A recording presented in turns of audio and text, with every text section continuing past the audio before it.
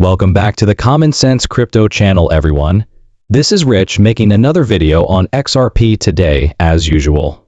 We're going to talk about XRP today, so I hope everyone is having a fantastic day wherever they are in the world. And I must begin with Dominus's statement. Breaking, the SEC has released a document mentioning XRP as a substitute for the SWIFT system. This document, however, is not brand new. In fact, it was released earlier this year. However, I would like to show you what some of these figures mean. As a result, the source of capital, US Nostro accounts, released $1.5 trillion, and steps were taken to liberate cash, switch from SWIFT to XRP-based liquidity, save transaction fees, and transfer $7.5 billion annually in global payments to XRP. Over a 10-year period, federal payment costs will be reduced by $500 billion. Use XRP for Social Security and IRS payments. All Americans would profit from that. In addition to strengthening the U.S. currency, that would also give failing banks liquidity because, suddenly, the money from those global Nostro and Vostro accounts would return to the banking system, strengthening the banks in the process. After that, they discuss funding for Bitcoin reserves. Bitcoin will never be purchased by the U.S. government. The American people do not profit from it. Only Bitcoin bag owners gain from it. I never see that happening in real life. Stuart Alderati says he is thrilled to return to FMQ, which is presented by GU Fin Policy. Later this week, I'm excited to talk about the changing landscape of digital assets and participate in the discussion on innovation using Bitcoin. Take a peek at who Stu is with. BlackRock, the IMF. Is it really your belief that BlackRock has no idea what the future holds? Are you genuinely aware of XRP?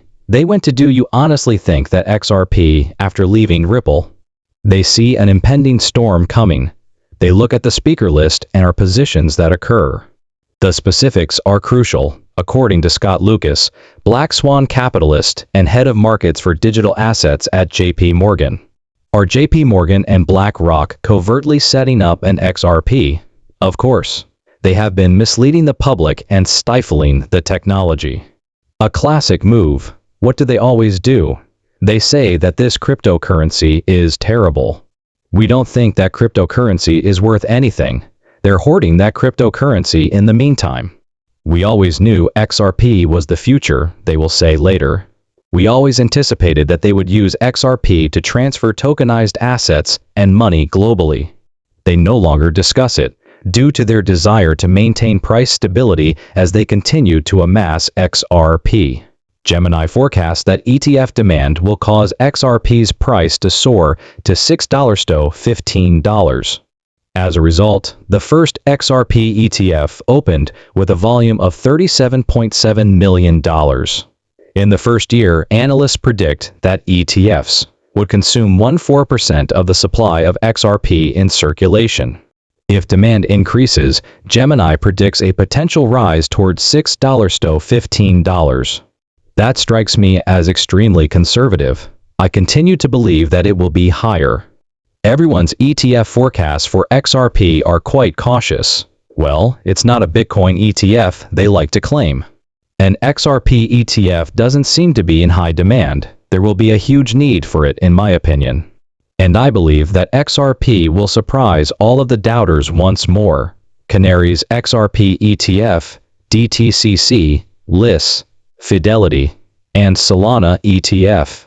Additionally, they listed the Canary HBAR ETF. They will likely believe that these ETFs will launch earlier than anticipated, in my opinion. You know, once a chronology is applied to something, it typically changes. They'll probably get accelerated and launch sometime in early October, in my opinion. The XRP ledger has established itself as the reliable open-source settlement layer for international institutions. And institutional DeFi is now a reality. I would like to present to you the latest developments on the XRP ledger, which have a significant positive impact on institutional adoption. Credentials that are associated with decentralized identities, or deeds, allow trusted issuers to certify to characteristics like regulatory permissions, accreditation, KYC status, and know your customer. Decentralized identity is analogous. Now operational, Deep Freeze enables token issuers to stop frozen account holders from abusing their privileges. By guaranteeing that blacklisted addresses are unable to transmit or receive tokens until their trust line is unfrozen, it enables issuers to adhere to regulatory obligations and other consequences. For real-world asset suppliers and stablecoin issuers, an essential security measure that prevents unauthorized transfers while preserving openness in payments, DEX and AMM operations is Deep Freeze. Your XRP cannot be frozen by them. Since everyone believes that XRP can be frozen, I'm going to state that now. Deep Freeze will have a significant impact on stable coins and CBDCs.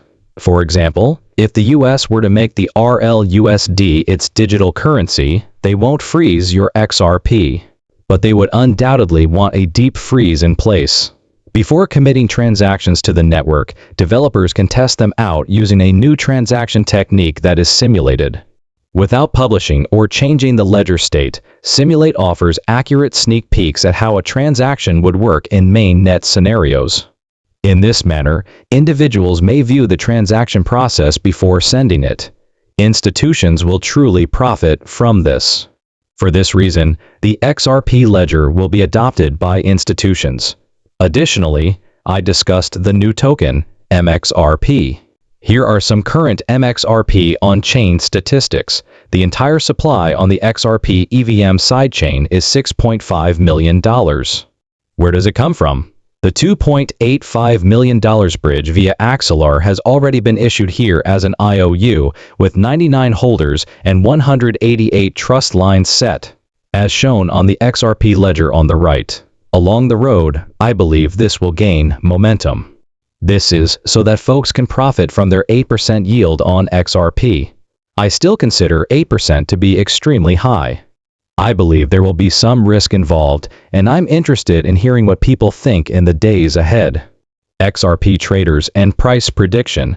I see a $2.54 support amid a range of technical signs. Thus, they are discussing XRP dropping much more. It's dropping below $2 according to what I observe. That won't happen in my opinion. I believe the market is about to turn around and that the breakout will start. The actual breakout starts. Just 5% of Bitcoin's capital is required for XRP to take off. Hydraulic pipe analogy, Dr. Willie. He is referring to the idea that as money leaves Bitcoin, some of it will eventually find its way into the price of XRP. According to him, XRP may increase 5 to 20 times before correcting. I concur. There are a lot of people who believe that XRP will reach $50 and then have a significant 90% correction. Those folks will be shown to be mistaken, in my opinion. Institutional adoption is about to happen. The XRP ledger will be their choice. For institutions, it's a one-stop shop. Consider it. These institutions gain from everything that Ripple implemented. They are making things as simple as they can. Additionally, since people are already looking beyond Bitcoin, the money will move away from it. When retail FOMO emerges, I see people predicting that Bitcoin will reach $300,000. I don't think so. Bitcoin is not being purchased by retailers. It's far too costly.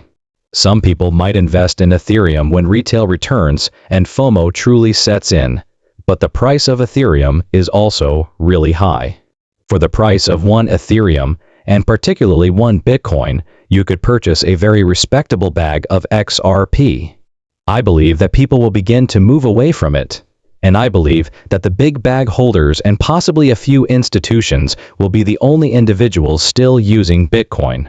However, the majority of the institutions are aware that a new financial system is on the horizon.